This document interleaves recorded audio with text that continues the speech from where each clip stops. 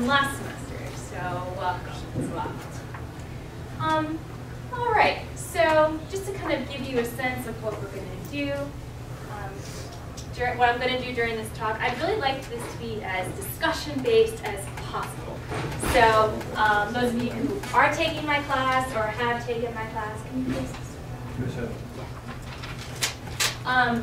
Know that I don't like lecturing a whole lot. So I'm actually going to expect a lot of class participation during my class this afternoon. So,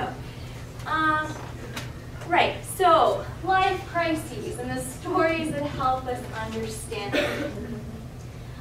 What do you think of when you hear the word crisis? What kind of associations do you have with this word? Problem. Matt? Problem. A problem, okay.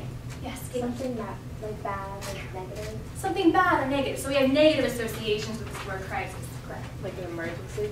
Emergency. Okay, so we've had experiences, we know of experiences where someone gets hurt, for example, and it's a crisis, it's an emergency. You need to call an ambulance, call a doctor, or something like that. Yeah, what other things?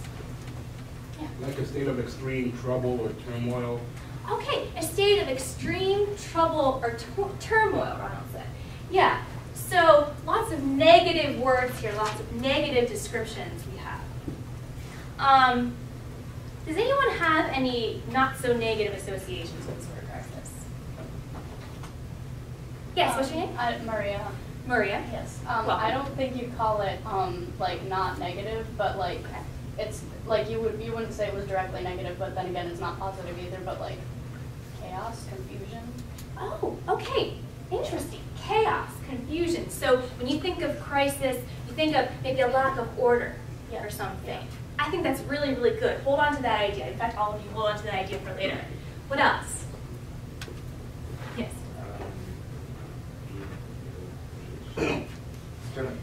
I mean... No, that's really good. He said being middle-aged. So a crisis, so a midlife crisis. That's a kind of life crisis, so a lot of us have heard of. Hopefully none of us have had that yet. We're a little young. But yeah, so a midlife crisis. What kind of things happen during a midlife crisis? Think about that too.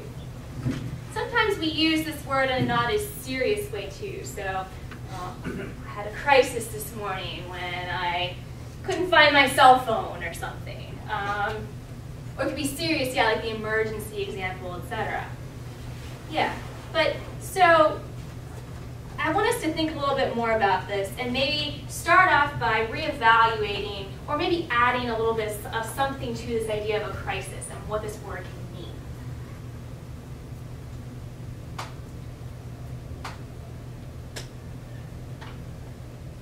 Okay, ignore the express part. But what is this? Not a trick question. What was that? A logo. A logo. The FedEx logo, right? All right. Some of you may have already had this crisis before, but hopefully I'll be able to elicit it in a few of you.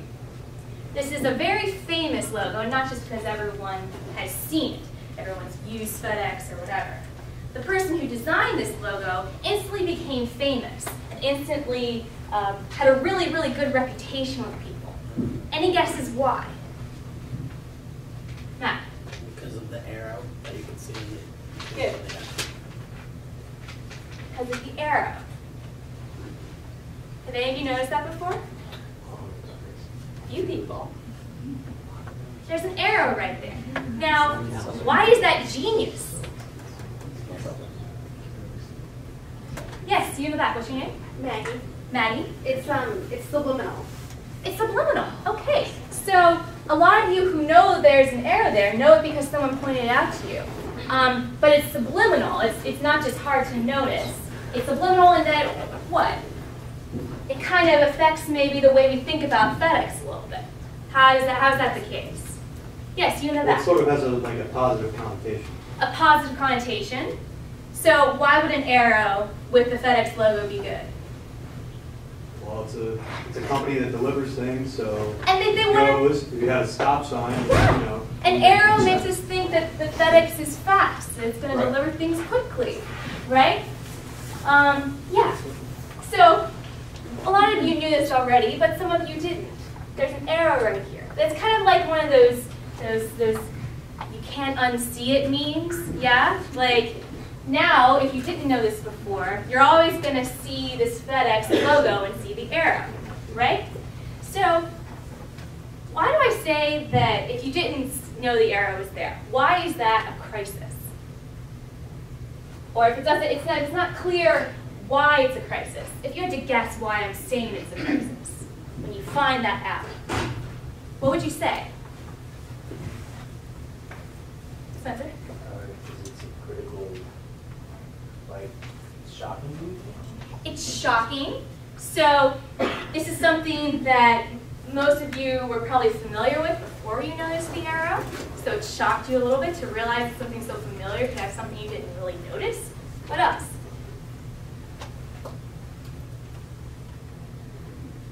Okay, I think that's a good start actually. So this is new knowledge. It's a crisis of knowledge. And it's a crisis, you realize that you were looking at something for a long time, or you'd seen something many times, and not really, you hadn't really seen it, right? This is a crisis of understanding, all right? So what I'm going to do for the next little while is I'm going to go through a few such crises. Crises in knowledge and understanding in a sense that many of us have probably experienced. Maybe not all of us, but at least many of us have probably experienced.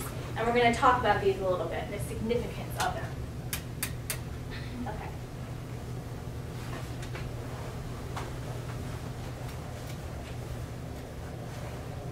If you don't know the crisis I'm about to talk about, you might want to leave the room right now. All right. Santa Claus. Yeah? Sorry. Santa Claus is not real. Hey guys.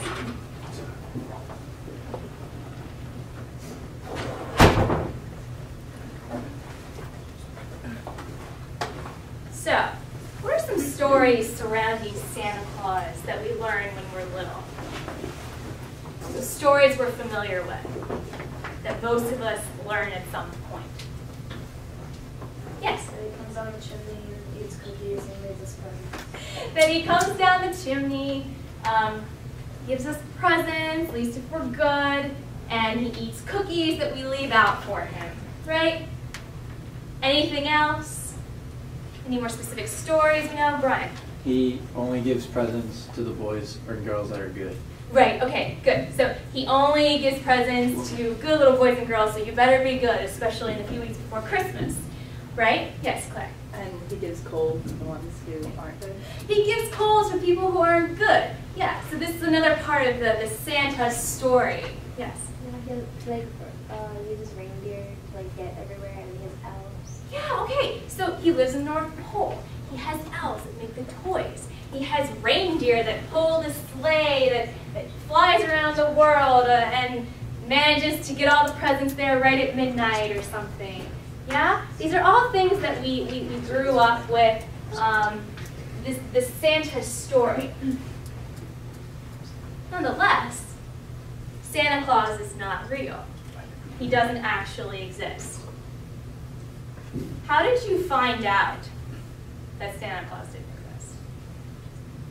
What happened? Did anyone have any funny or used to be traumatic stories that you wouldn't mind sharing now?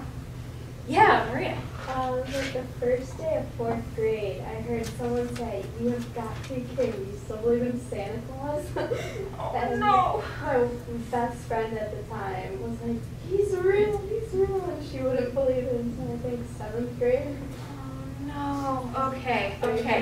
So, 4th grade, here's someone say, how can you believe Santa Claus? I still believe Santa Claus is real.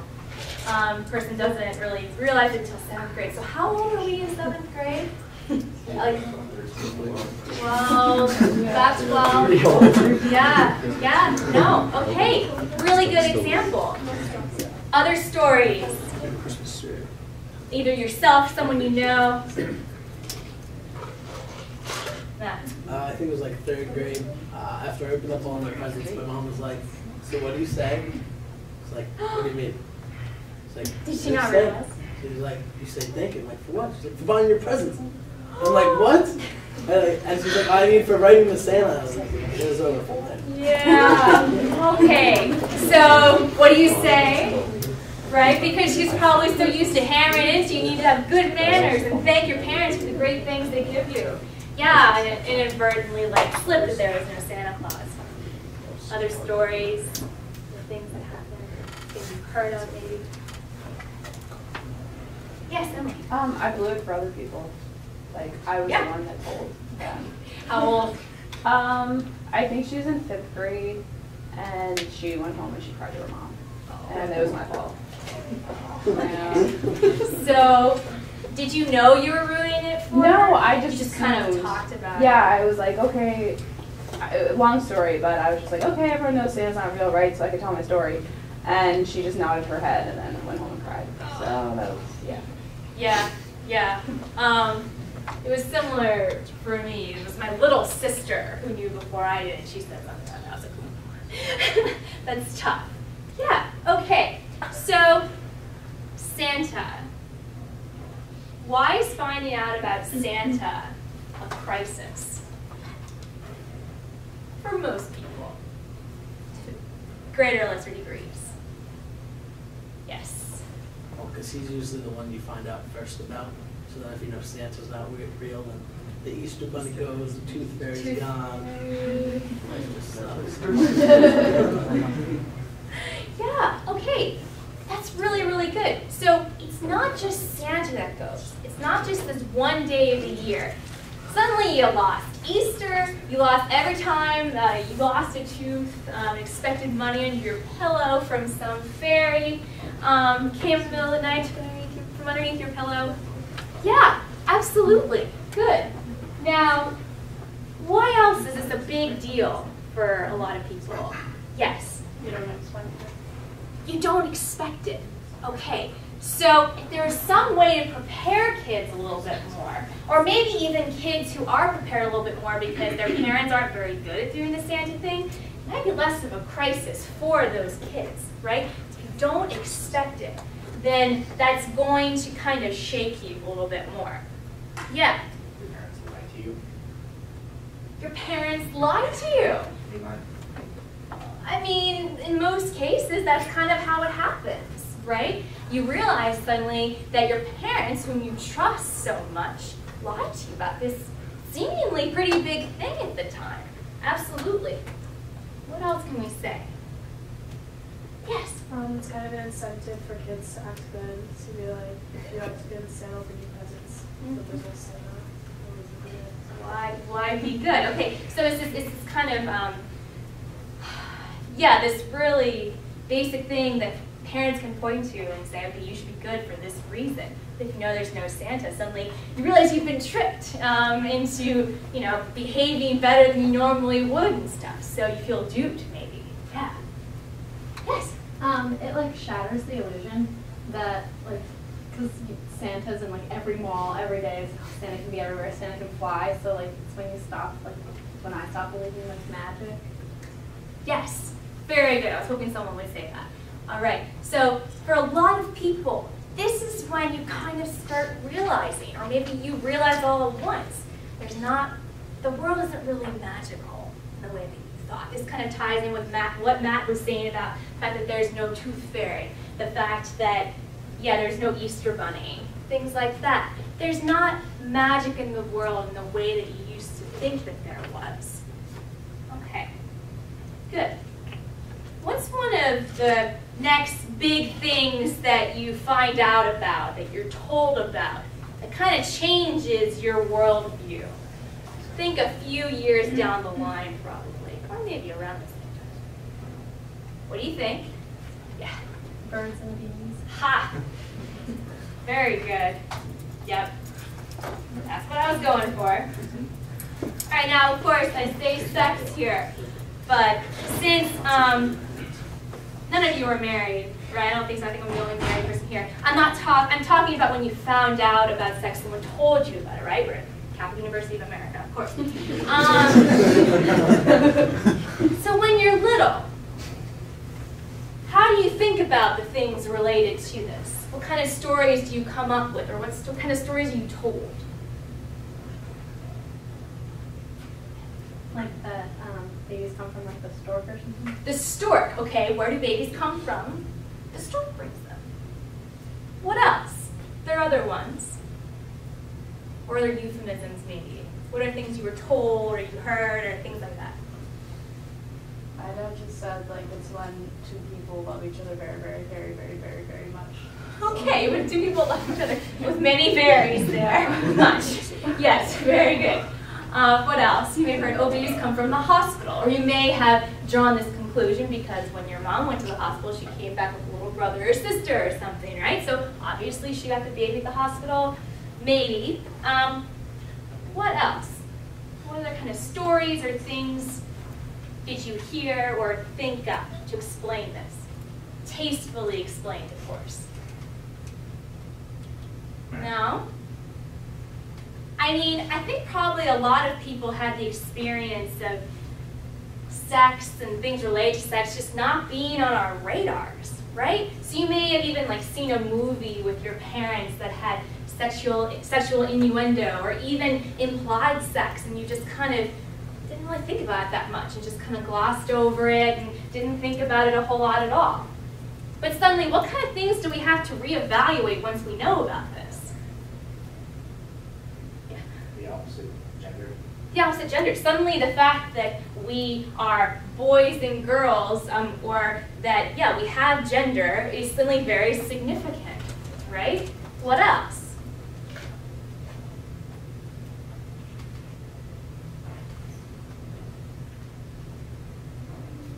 You can go off on that a little bit more too. There are certain boundaries, I guess. Like, Certain boundaries? Yeah, like you have to really think about differences. More.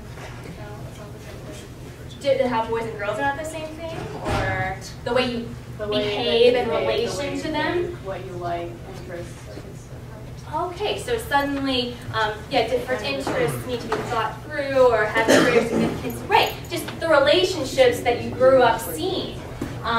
With your parents, maybe if you have older brothers and sisters who dated or who got married, suddenly all these things have to be rethought. Suddenly, your understanding of the way you understood most of the people you know is changed, right? So how is this similar to the Santa Claus question?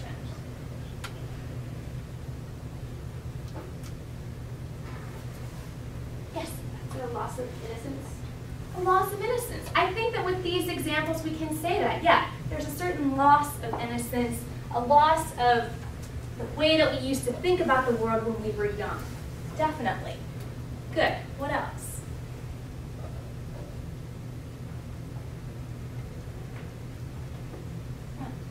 I guess as we get older, thoughts and ideas begin to change about these two particular ideas or things. There's constant change, you said? Yeah. Yeah. Okay, especially with the sex example, right? So this isn't, all right, this is actually, yeah, good point.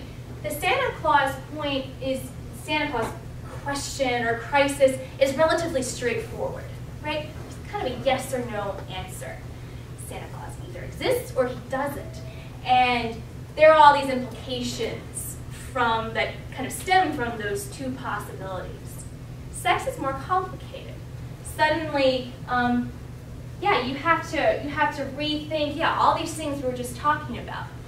If you think about throwing something into a pond, and there being ripples, the sex question or the sex crisis kind of creates more ripples out into your life and how you understand it than does the Santa Claus question. Probably. Okay. Good. What would you think the next kind of crisis could be? Or maybe more appropriately, about what time in your lives does the next big crisis tend to occur? that most people have. I mean, this is an example, or I don't maybe want to say this across the board. But I mean, right? When you go to high school, certainly when I went to high school, my life changed pretty significantly. Okay? So, I want you to think about this for a minute. I told my students to bring a notebook and a pen. Hopefully you did that. Didn't just think about this a little bit. If you did, bring something to write with, you have something in your bag, shake it out. I'm a writing teacher, this is what I do, right? And just write for a few minutes about maybe the big crisis that you had. If you had to say there was one big one. Big crisis that you had in high school. What has to say most people had at least? Take a few minutes, think about this, write about it, have something to write.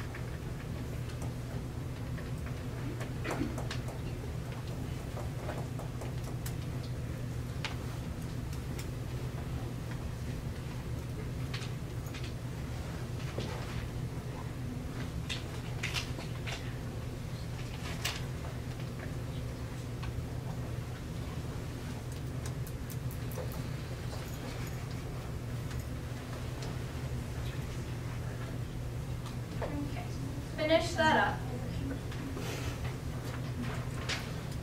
Another few seconds.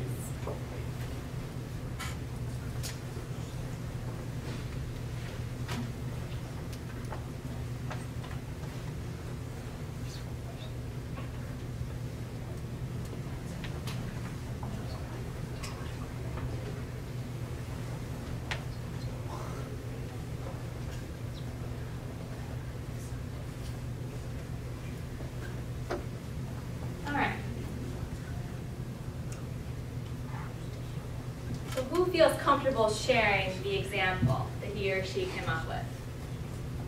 And you can be general if you want. You don't have to go into a lot of detail. You know, just sum it up maybe. Yeah. I got rejected from my first choice school. Okay, you got rejected from your first choice college. Yes. So this was a crisis. Suddenly you had to rethink a lot of things about the way you envisioned your future going. All right, what else? Money kind of became a crisis because you started to do more things that involve spending money, and that means you had to get a job, and then college was on its way. So. Okay, so starting to think about money more. That's a really good one. Yeah, so before that you probably weren't very money conscious because you didn't have to be. And finally in high school you're doing more things that require you to spend money and you're expected to have your own money more. And so maybe having your first job and having all those experiences. So kind of reevaluating the way you see the world in that way. Yeah? You have to have money and you have to get it somehow. Right? So there's a shift there. shift in understanding. Yeah. How many of you described or thought about a crisis in relationships that has to do with relationships somehow? Okay. So a good number of people. You had to sum up maybe with one of those examples generally, what would you say? Or you can go into detail if you want. Yes? Tough breakup with a girlfriend. Okay, breaking up with a girlfriend. Okay. The way that's worded, yeah, you could have broken up with her, or the person you're talking about could have broken up with her, or the other way around. Yeah, okay. So first breakups, or at least first serious breakups, tend to happen in high school. You may have relationships before then, but a lot of times those more traumatic, big first breakups happen in high school. Yeah, but something else. Trying to get a girlfriend in the first place. Trying to get a girlfriend in the first place. I mean, or a boyfriend, right? Trying to have a first relationship, romantic relationship with something, and all the problems, all the trauma that can go along with that, right? Yeah. Another one. So romantic relationships, what else? What about friends? Like two girls liking the same guy and like their friendship ends over it or something. Okay, so friendships suddenly becoming on the one hand more serious because you're getting older, but on the other hand more tenuous or less stable because things like this can enter into the picture. So for example, two girls liking the same guy, I suppose it could be two guys liking the same girl or something else, right? But yeah, so friendships, crises in friendships, people stop being, not being friends anymore because of something that happens, right? And so a lot of these things that happen in high school are things that happen to you. But maybe they're also things that you did yourself. Might be something to think about. So maybe you were broken up with, and that was a crisis. But maybe it was the other way around. Maybe you broke up with somebody and broke that person's heart. I mean, that's a big deal too. That's a crisis too. Maybe some of your friends, people you thought were your friends, gossiped about you. Or maybe you gossiped about other people. There are all kinds of these things that can happen that are really earth-shattering in a lot of ways. When we realize that, we don't always know what's going on in another person's head.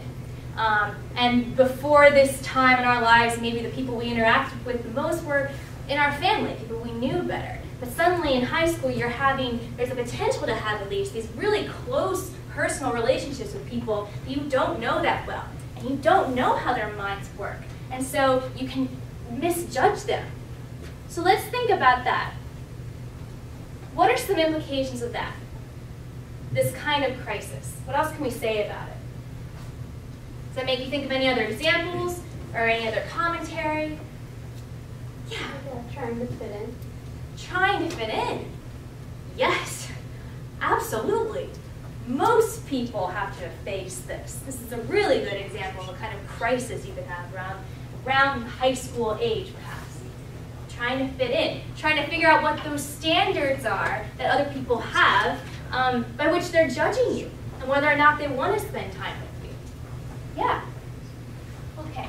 So how can we compare these kinds of crises, especially the ones with relationships, but I really liked the one that Emily brought up too about thinking about money for the first time and even the college thing, thinking about your future, reevaluating it. How can we compare these kinds of crises to the two we've just discussed? So the Santa Claus one and the sex one. What kind of things do they have in common? Let's try to bring these three together. We can also talk about the things that are different. Similarities and differences. Yeah, right. They all kind of like expand reality to like what you thought it was. Very good. Okay, she just said that these experiences tend to expand our understanding of reality, expand the way we think about the world, expand our knowledge. Yes? I feel like they're all a rite of passage that you have to go through to become an adult.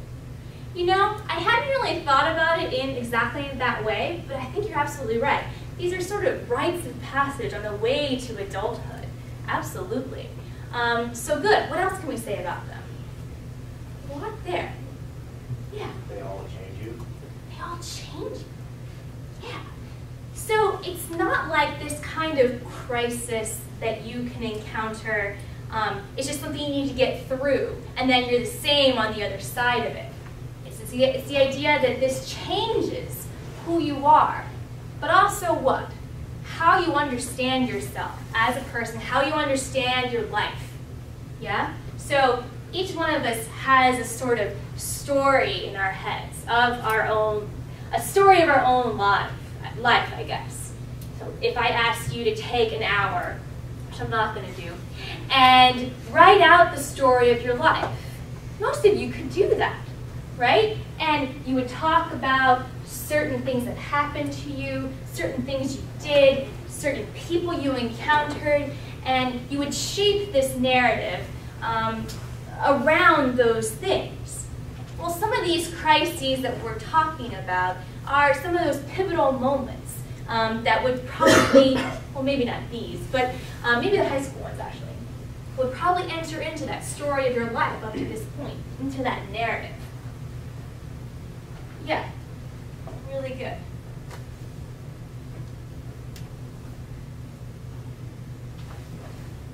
Let's see what I have next. So, they're kind of rough. I'd actually like to add to them. I'm trying to think of a few things that I thought that the kind of crisis I was talking about had in common. Kind of going off what we were just saying. I would say that all of them involve relationships in some way. Now, some of these might be a little more difficult to figure out how they involve relationships. I mean, take the money example, having to think about money for the first time. But that's still having to do with, I mean, where did you get your money before? Probably from your parents. So there's a change, a kind of crisis in that relationship. Well, if your parents aren't paying for everything for you anymore, then what does that mean about how that relationship has changed, right? That could be an example. So maybe I propose that these kinds of crises involve relationships. Also, the understanding of the way, our understanding of the way the world works is thrown into question in some way. So we suddenly have to reevaluate that kind of narrative or that larger understanding of the meaning of the world or just the way it works, right? But it's not just the world in general that we have to reevaluate. These kinds of crises force us to reevaluate the way we understand ourselves, our own lives. That kind of gets into what I was saying a few minutes ago about this story of our life that we could write if we wanted to, if we were required to, right? If you had to add to these, what would you say?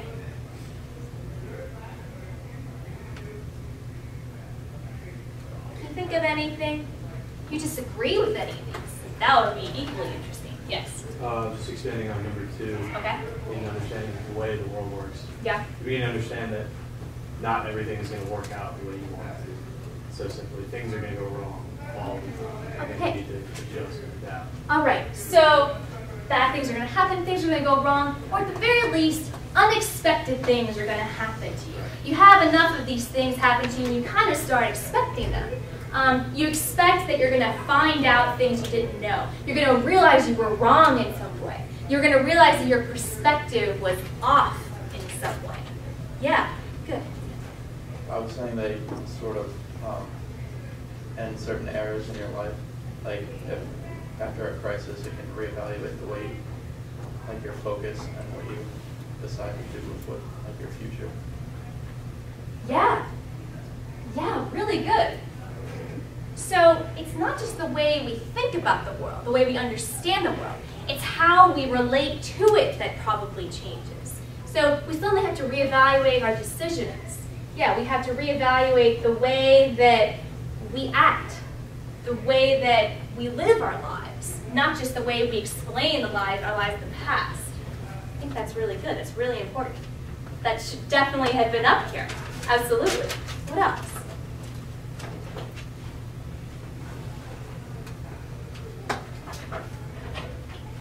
What do you think? Okay. Go ahead.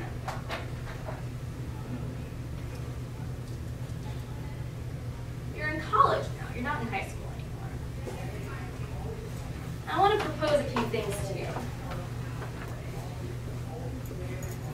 Yeah, so kind of what we were just talking about. Part of the nature, the kind of crisis that we've been discussing here is that a lot of them are, as someone said, unexpected. Our world can be shattered at any moment.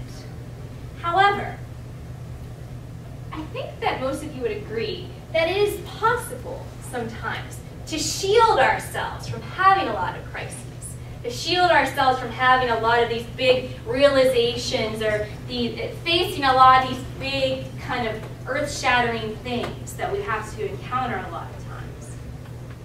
So I kind of want to propose maybe that college is the time when you're supposed to make yourself vulnerable to some crisis. Now, why is that maybe kind of a weird thing to say? Why do we not want to be open to crisis?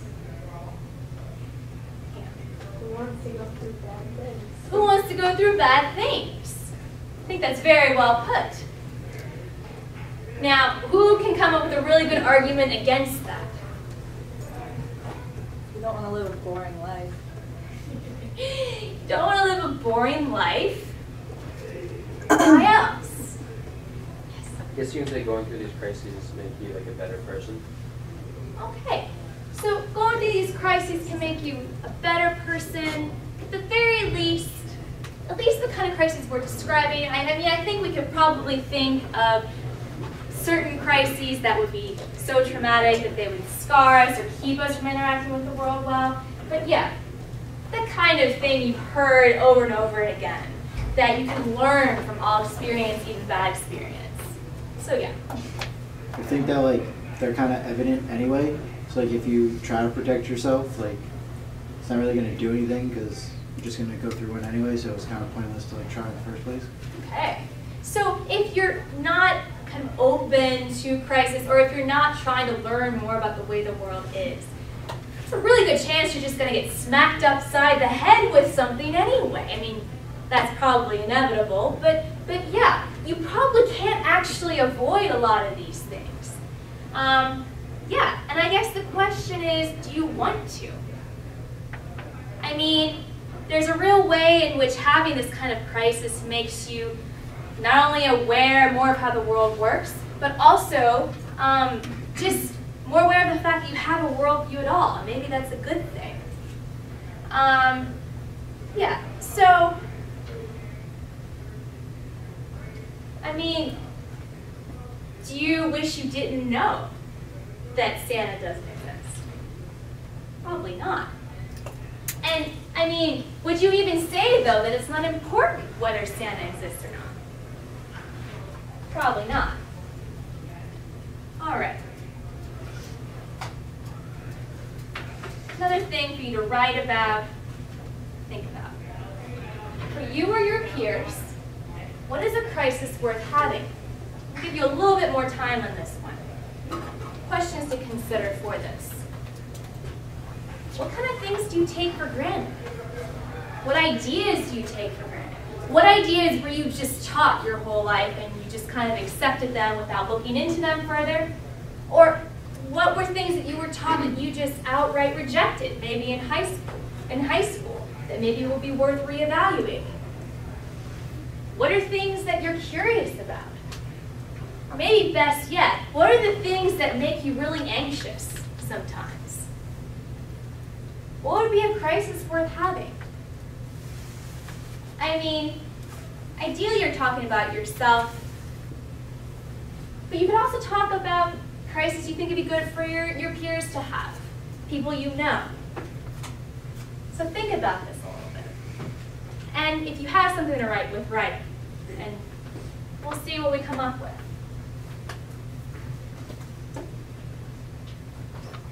When I ask you to discuss this after, by the way, I'm not necessarily going to ask you to be really detailed again. If it's something, if this crisis is the kind of thing you're comfortable with discussing with the entire room with no problem, it may not be an actual crisis. It may not be exactly what we're getting at. Crises make us uncomfortable. All right, I'm going to stop talking. I'm going to give you a few minutes. So go ahead and think, write if you can.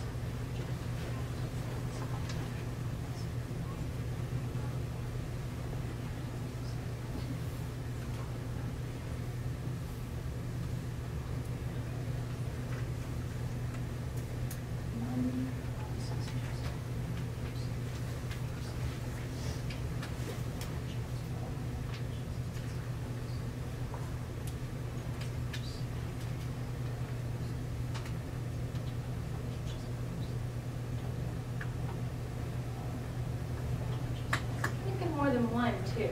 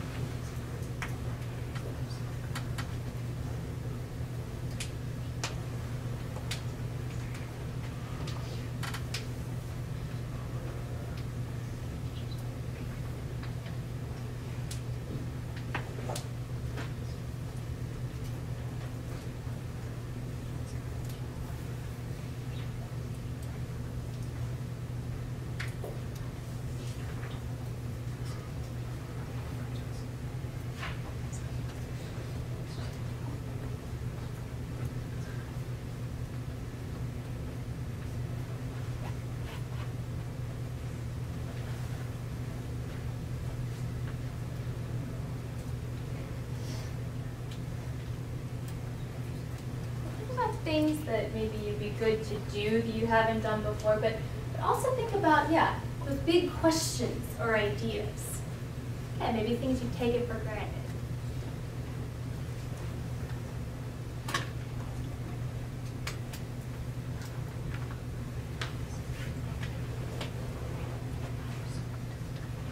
To you or other people.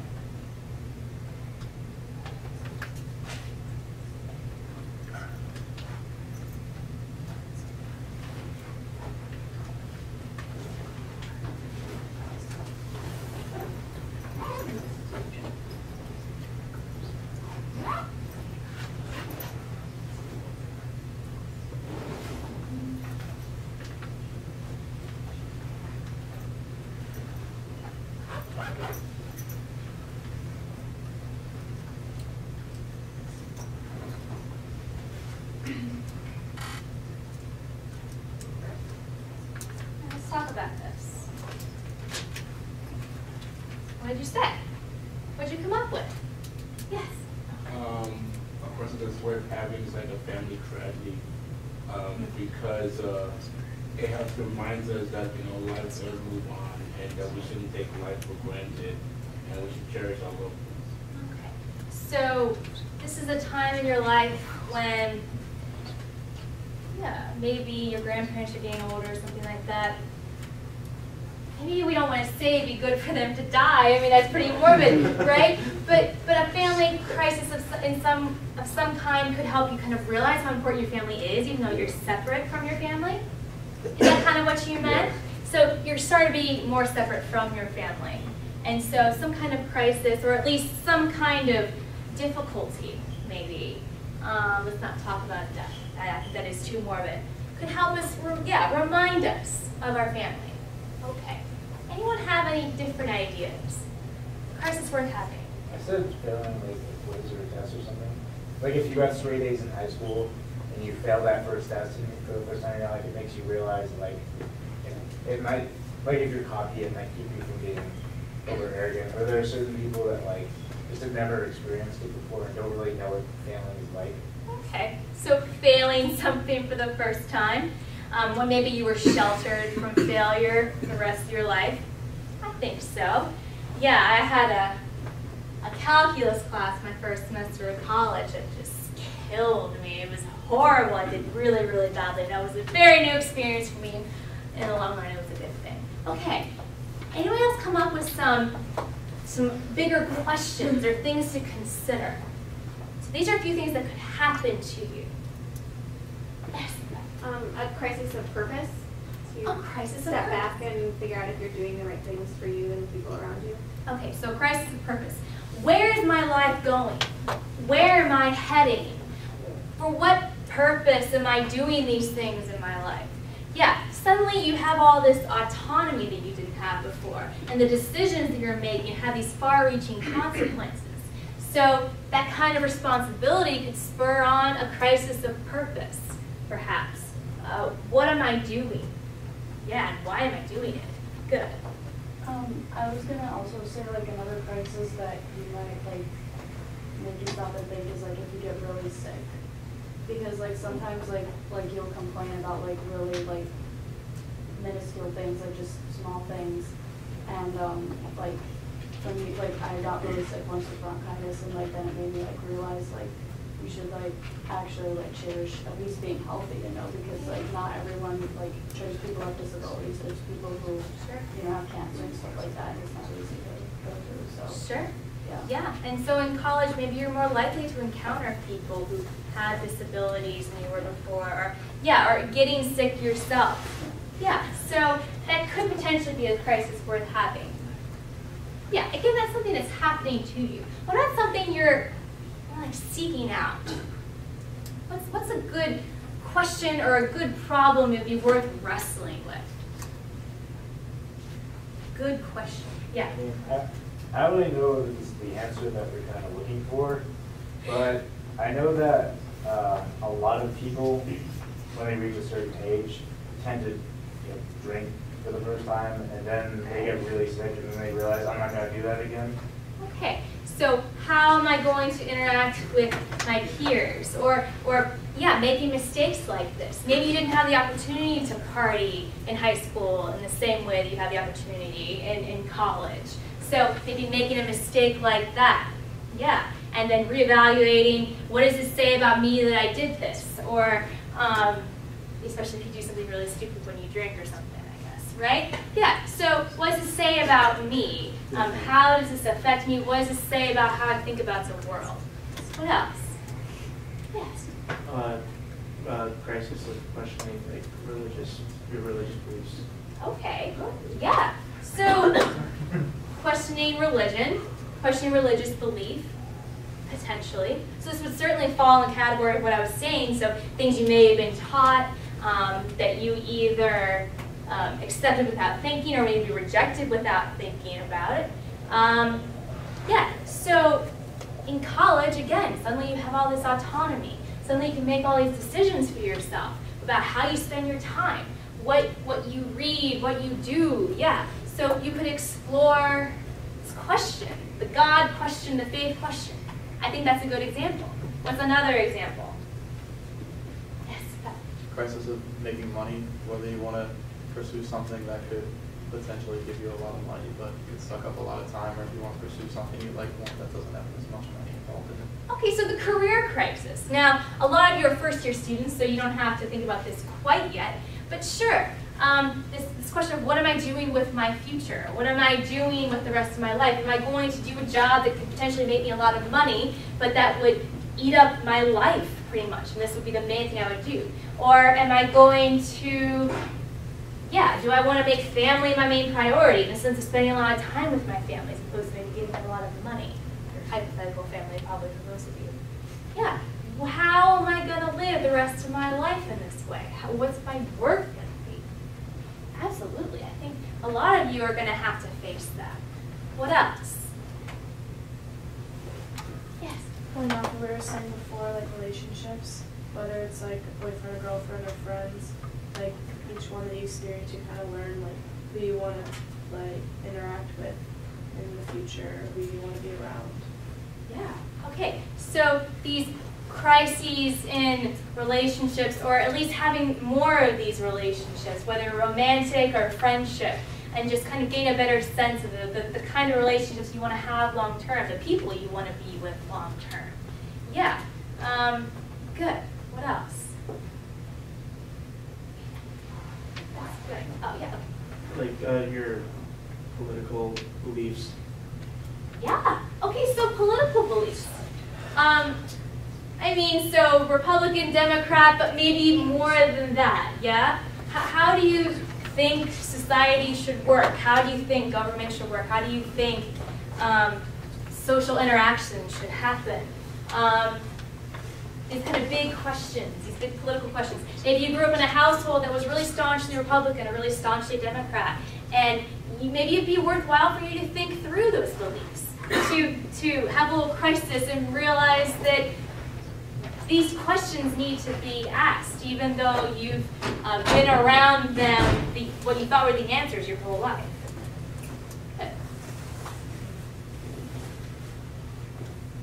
So, this is one more thing. I don't think you need to write about it.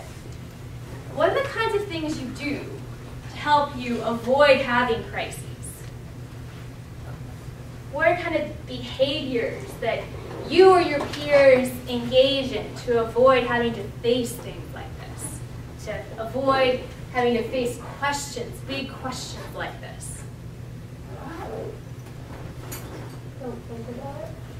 Don't think about it, you try to ignore it. Absolutely. And it's like I said before, I think that you have the ability, you have the tools to ignore a lot of these big questions in a way you didn't really have before. Okay, so how do you try to not think about these things? What kind of things do you do? Or do your peers do, if you don't want to talk about yourself? Nah. I was going to say, like, prepare. I mean, you say you're having a money crisis. If you prepared away for a rainy day, then you'll be okay. Okay, so preparing, planning. If you're not just living for the moment, you're actually starting to think ahead a little bit. If you realize that maybe I shouldn't sleep in through this class, I should try to go because in the long run it's going to help me get a good grade, which will help me do well in college, help me get a good job. So maybe just thinking ahead a little bit. So yeah, not thinking ahead, not planning is maybe something to do. What else? Yeah. Not trying new things. Not trying new things. Okay, so staying in our little bubble, our comfort zone. I think that's definitely true. What else? What are the kinds of things that we do, you do, to avoid asking the big questions? Yeah. Go almost seek them out. Learn from the people who go before you, like your siblings or your parents or your friends. Okay, so you need to make sure that you're talking to people who have gone through these things before. Definitely. And if you're not doing that, maybe not wise. What else? What are the kind of behaviors that can numb you to crisis? Or, yeah, just make you not vulnerable or not receptive to this shift in the way you see the world? How do we not think about these things, as Maria said? Right. Just like not care. Not care. So maybe not think about the fact that these things are important. Again, I mean, it would be kind of weird if you heard one of your peers say, whether Santa Claus could exist, Santa Claus could not exist, but it doesn't really matter, I don't really care. I mean, that would be weird, right? Because this says something about the way this person sees the world. So it's not caring. So how do you maintain? What kind of things do you do to maintain this not caring? Yet again, someone use substances. Okay, so substances, substance abuse, alcohol, drugs, addictions generally. Yeah, maybe this is the first time in your life when you have the potential to have addictions, really troublesome addictions. It could be to internet shopping, it could be to porn, it could be to drugs, it could be to alcohol. All these things, right, numb us. They keep us from being open to having these life experiences that really shape who we are and how we understand who we are. So I guess I would just challenge you, when you're in college, to be open to these kind of crises or these new experiences. Remember the FedEx example. Most of the things we talked about the past hour have been pretty negative experiences. But these things don't necessarily have to be negative. It's just, expanding your mind, expanding your view of the world, expanding what you're capable of seeing. And I just challenge you to try to think about those times when maybe you could be quiet instead of listening to music. When, you could go to sleep not listening to the radio or to music or something. When you could, just be by yourself and think a little bit about these questions that maybe you didn't have the opportunity to think about before at this time in your life. A crisis doesn't necessarily have to be this horrible thing.